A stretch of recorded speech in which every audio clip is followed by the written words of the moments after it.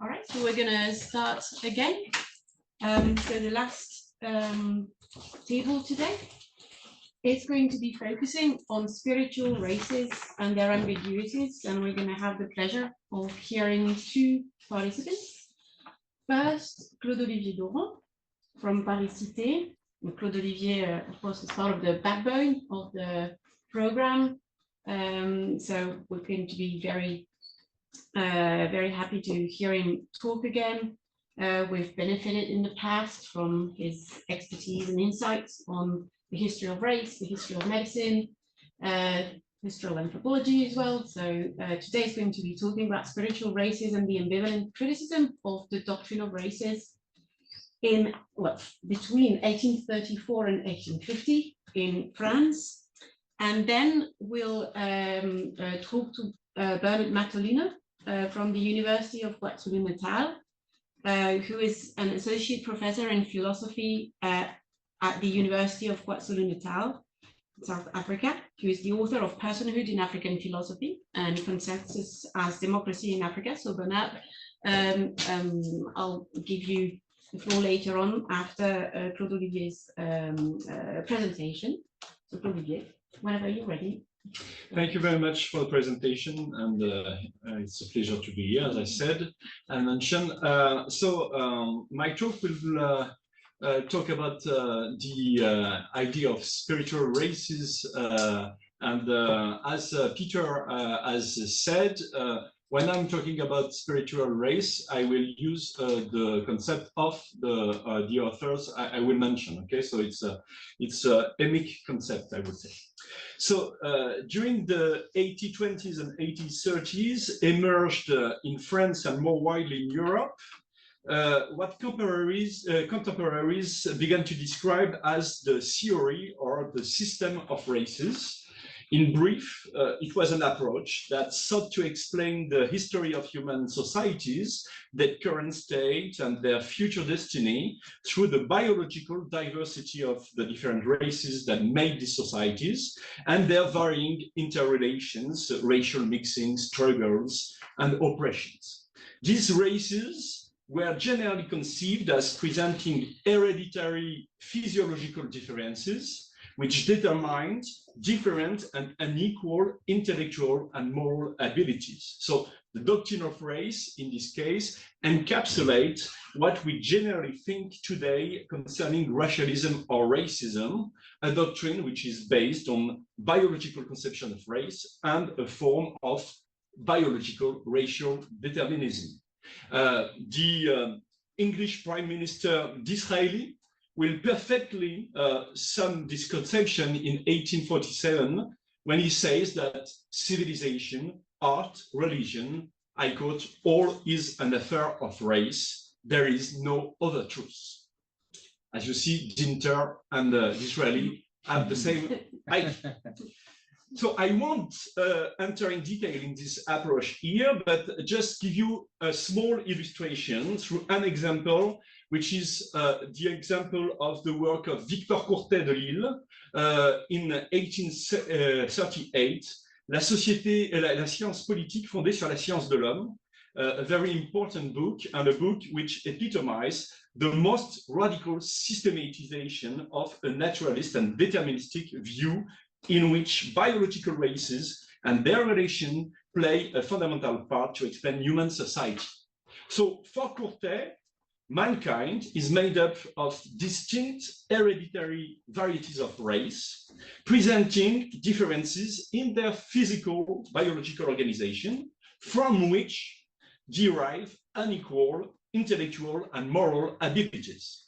Biological heredity implies that such inequalities are passed through generations, and the social order and its evolution in the different societies is nothing but a more or less faithful reflection of these biological inequalities and of their varying distribution according racial mixing and racist relation. So his analysis is materialist, since it claims to deduce from biological, physical inequalities between races differences in terms of intellectual capacities and ultimately social inequalities. It is a biological materialism. And at the same time, it is deterministic, since the social order and its evolution are determined by the underlying movement of dominations, struggle, and intermixing between races. But it is very important to understand that from the very beginning, such a theory of races has been strongly criticized by a series of authors who took a spiritualist and universalist approach, emphasizing, on the contrary, the central role of religion and moral values in understanding the evolution of societies. These authors played a key role in forging a repertoire of arguments that would be used until today in many anti-racist movements. This is why it is interesting to analyze them. But in truth, it was a very highly ambiguous form of anti-racism, as we will see. While on the one hand, they will denounce the materialism, the biological determinism, and the fatalism of such doctrine of races, and they will oppose to it the primacy of spiritual values, the importance of free will, and of the spiritual unity of mankind. This did not prevent them, on the other hand, on the contrary, by the way, in the very name of these principles, from defining spiritual races hereditarily marked by the faults or the habits of their ancestors, from offering a model to think about the mechanism of degeneration or elevation of races, and from proposing a hierarchy between civilizations in which Christian Europe and France occupy the supreme place due to the universal character of their values. And what I will try to show you also is that this ambiguous spiritualist critique of the doctrine of race was able to circulate both on the side of Republican and socialists and on the side of counter-revolutionary critics of the modern world, okay? So on the both sides of the political place. So I will give you a few examples. The first one is the case of Philippe Buchez and the Buchezians. So Philippe Buchez is a physician and a leading figure in Republican secret societies, and he provided the first systematized spiritualist criticism of the doctrine of races, very early, as we will see. Buchez is a central figure in reform movement during the Restoration and the July monarchy in France. He defended a Christian socialism of spiritualist inspiration, which considered that the aspiration to universal equality and fraternity was a continuous tendency from primitive Christianity to the revolution. He insisted in the necessity to develop associations or cooperatives to fight the antagonism between capitalists and workers. And this is for the socialist part of his thinking. And he is also an advocate of the Republican regime, emphasizing education and the improvement of the condition of the poorer classes. I will just mention that he was the first president of the Assembly of the Second Republic in France. He's a central figure in France, okay? As someone who was very close to the different reformist left-wing movement of his time, he followed very closely the beginnings of the doctrine of race, which was forged by people sharing its political leaning. But as early as 1834, he decided to distantiate himself firmly from this doctrine, warning of its dangers. In his view, this doctrine was, I quote, retrograde and profoundly immoral. It relied upon the grave mistake, and he said that he was fearing that those who propagate it have, I quote, acted like young people and were working to overturn the idea that is certainly dearest to them, that of equality. In 1834, I would say that he was prescient in many cases. And Buchez never wavered from these critiques. He systematically attacked those who made racial diversity the fundamental principle of history and politics. And it's the same with his disciples. And this took even an international dimension because Buchez was a member of the Institut Historique of Paris, which organized in 1835 a European Historical Congress in which he was the vice president. And this Congress is very interesting because one of the main topics of the debates was the question of the relevance of the category of race in history and social sciences. So it rings some bell, I would say.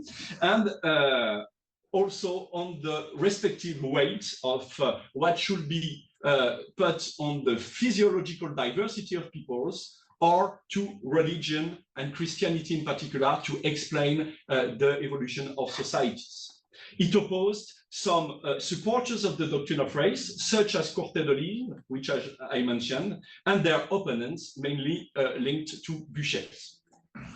One central idea common to most spiritual critics in this case against the doctrine of race was the following: diversity and inequality are on the side of matter and physical organization, but such diversity and inequality are secondary if we consider the unity and the spontaneity of the spirit, which is shared by the whole humanity, at least as a potentiality.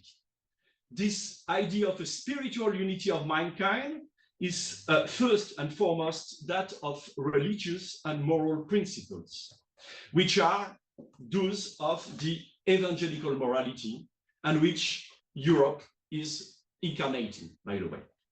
So the dissemination of these universal principles will ultimately lead to equality among men all over the world under the impulsion of Europe and under colonization opportunity. Okay?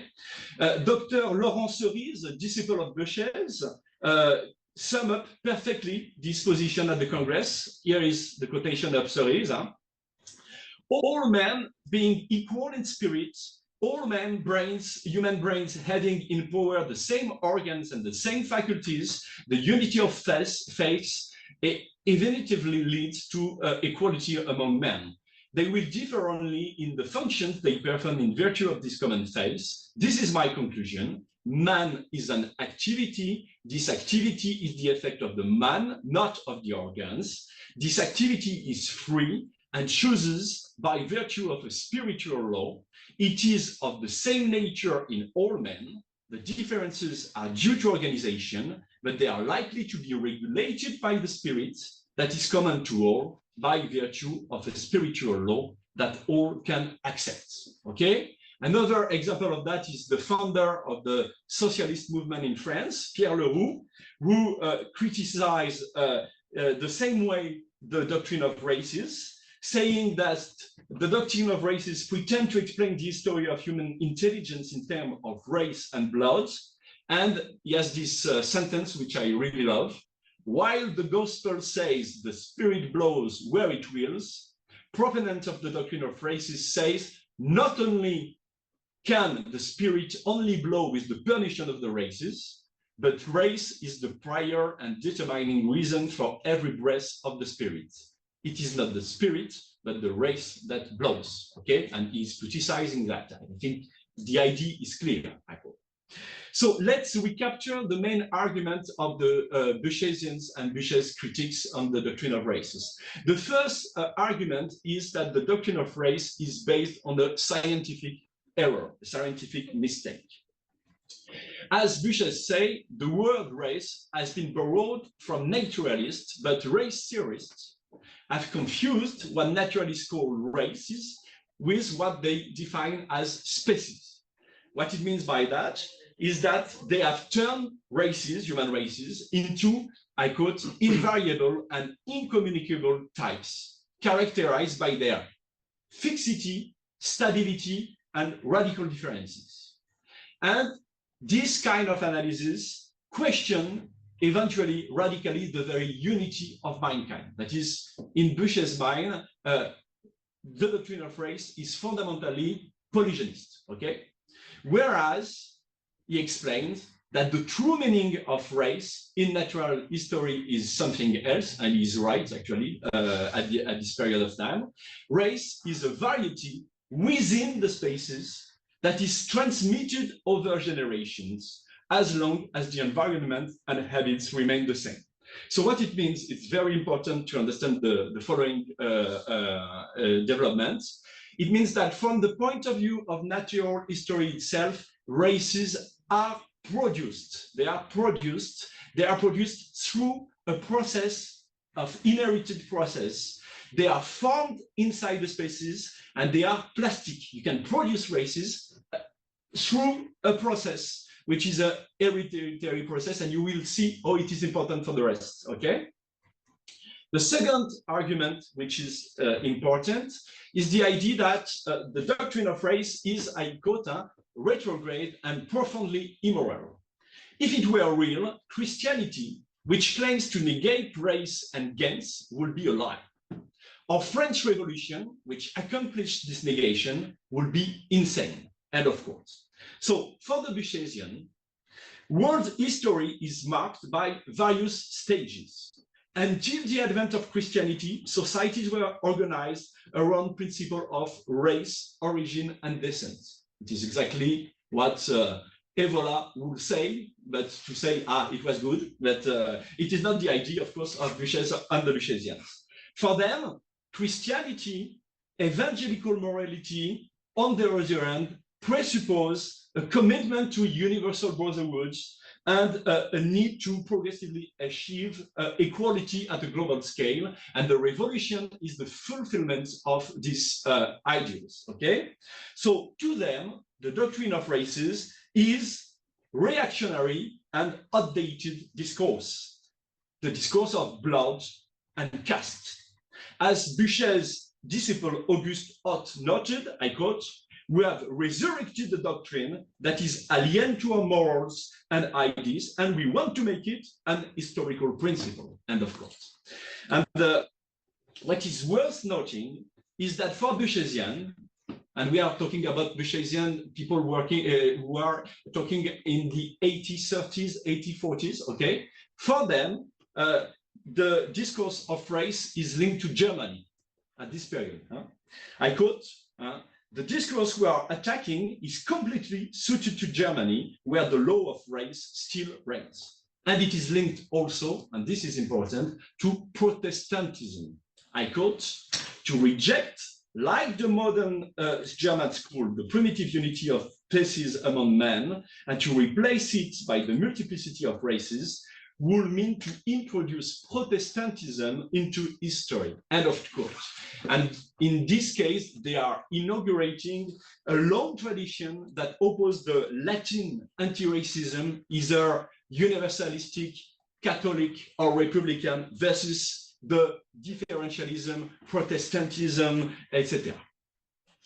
But the heart of the critique, and the most interesting to me, is the fact that they are criticizing the doctrine of race for its materialism and its fatalism. For them, the doctrine of race, I quote, "take no account of the influence that spirit and belief exert on man's physical nature and gives his physical organization more importance than his spiritual power." Okay, so it is a critique of the biological determinism and fatalism of the doctrine of race. For the Buchesian, on the contrary, what is important to explain the history of societies and the development of societies is a common goal of activities. That is, a set of collective values, habits, and beliefs that form a spiritual atmosphere, as they say. And what is very important to understand is that for them, these spiritual values, these habits, repeated over generation, eventually shape the very bodies of men and are transmitted in hereditary ways. So that these spiritual values produce literally spiritual races, okay? Races which are produced by spiritual values, but through embodiment and heredity, it produced even biological races. There is this relationship like that. I give you an example. Buchez, for instance, agrees that nationality and race are one and the same thing. National differences often correspond to racial differences, but he opposes those who want to explain nationality by race and who erect the diversity of races as the principle of nationality. He says they reverse reality. They mistake the effect for the cause. In truth, for him, this is exactly the opposite that is true. A nationality that lasts for a certain length of time almost always produces a race. That is, a common goal of activity, spiritual values, spiritual belief and habits, after a certain number of generations, produce a race, form a race. And if you understand that, you understand very easily all the ambivalences of the critiques of the Buchezians. Because it means that you can see this way the formation of very different unequal races, both in spirit and in flesh. The idea is the following.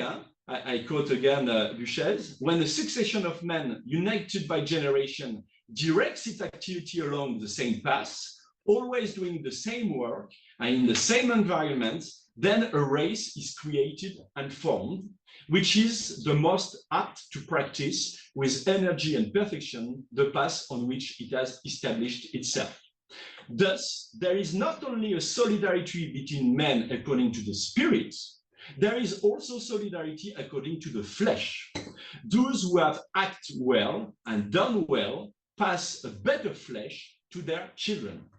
And through this process, there is the formation of good races and bad races, and races which are either apt or not apt to civilization, not only in spiritual ways, but also in flesh. You understand why? I mean, there is a process of embodiment, which means that progressively the spiritual values have an impact on the very biological material, so that it makes different races which are unequal, not only in terms of spiritual activity, but also on bodily dispositions. I hope it's clear. It's a very important way of thinking they have. And you see how it concludes, how Buchez concludes. We must conclude that all men are not equally suited to understand and practice with equal intelligence a given goal of activity. Indeed, it seems that there is a mandatory social preparation and that it is necessary to have passed through an inferior civilization in order to become an energetic agent of a more advanced civilization.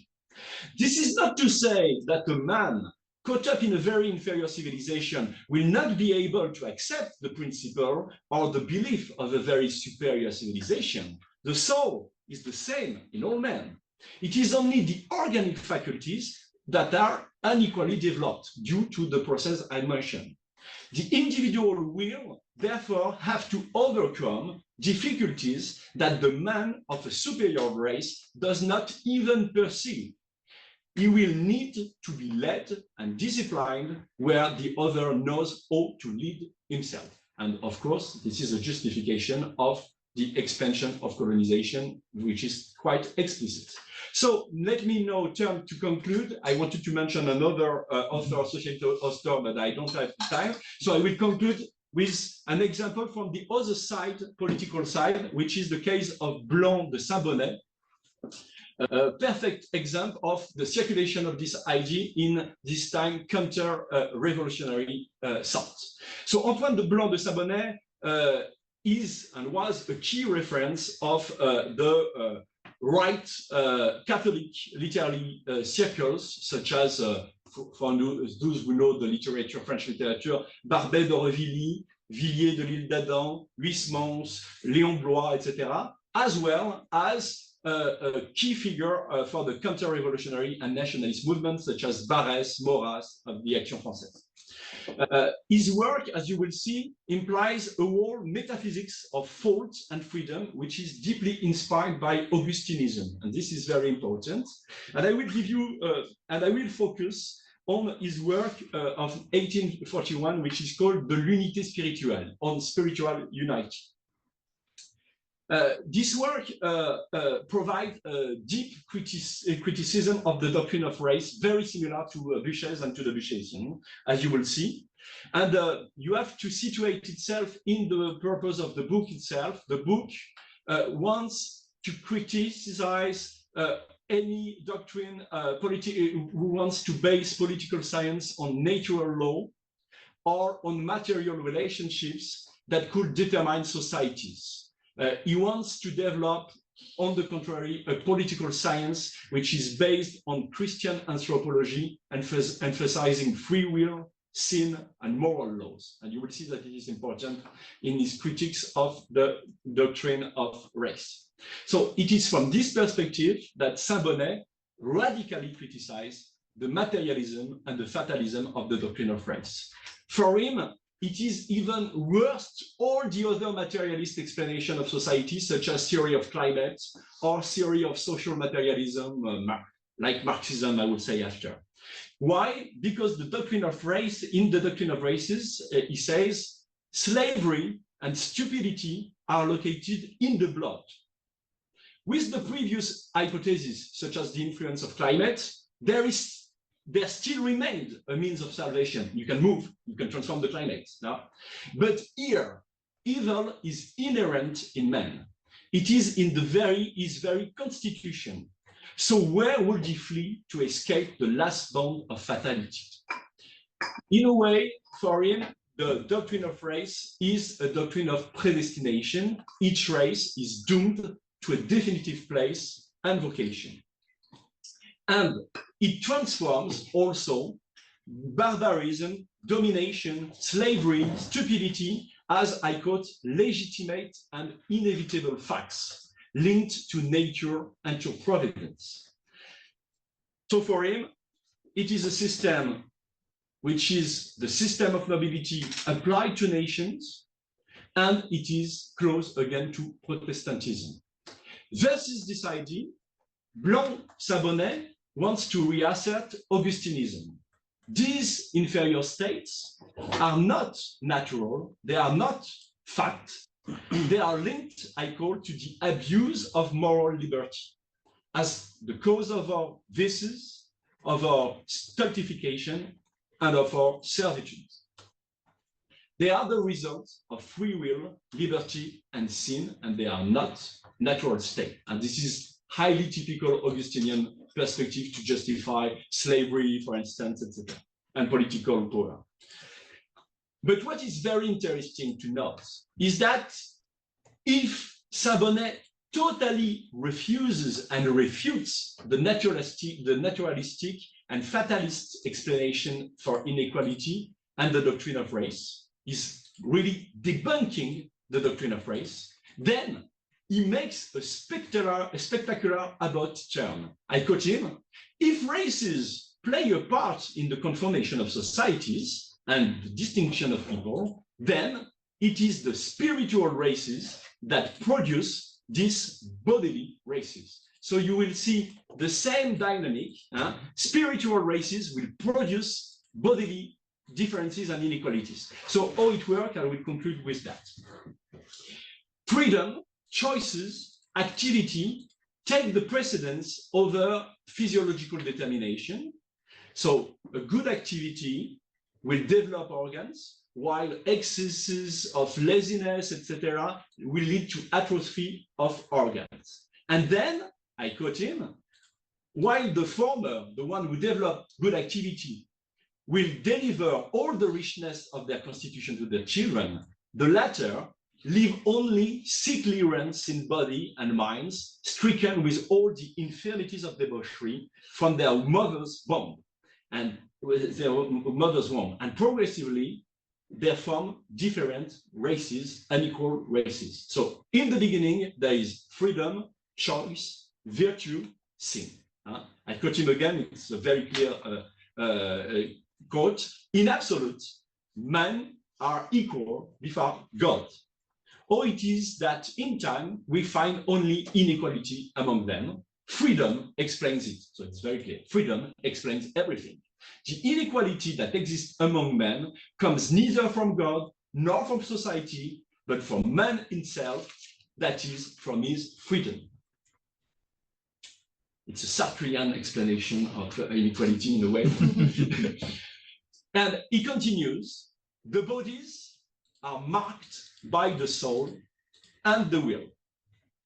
Illnesses and infirmities, as much as body, are, I quote, the traces left in our organs by freedom. It's exactly the same idea as in Dinter, and actually you may find exactly the same quote that the quote we found in Dinter, actually. And so the idea is that then the dispositions are transmitted by the fathers, and progressively, through heredity, they will form not only different spiritual races, but also unequal bodily different races. I will finish by that, just to not to be too long, because I think you understood the process. All the inequalities between races, either in the sense of natural history or between noble and ignoble races in the more ancient meaning in a society of order, are justified again through this process, which began to the liberty, from the liberty of man. I quote again, and this will be my last quote. The superiority of man in the midst of his fellow naturally translates into an inequality of individual value. And this inequality of individual value necessarily translates in society into an inequality of rank. Rank comes from three things: virtue, talent, fortune. No, these three things depend on three others: morality, intelligence, virtuality. And these three last things are relative to cerebral and muscular organization, which itself depend on freedom. So this is the main idea.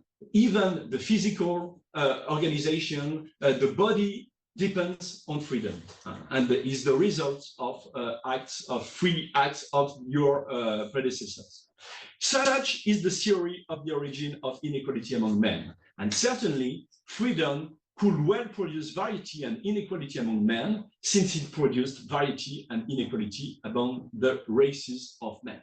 And of course, so just to conclude, as you see, in this case, there is a deep and very elaborated theory of spiritual races, which are actually producing bodily different and unequal races. And what is quite striking is that when you take these authors, both Buchez and the Buchezian and both Blanc-Saint-Bonnet, they may, if you take only the first part of the argument, they may sound really anti-racist. They are the most criticizing forces against the doctrine of race. But as you see, it's to reform another kind of hierarchy of races. I conclude with that.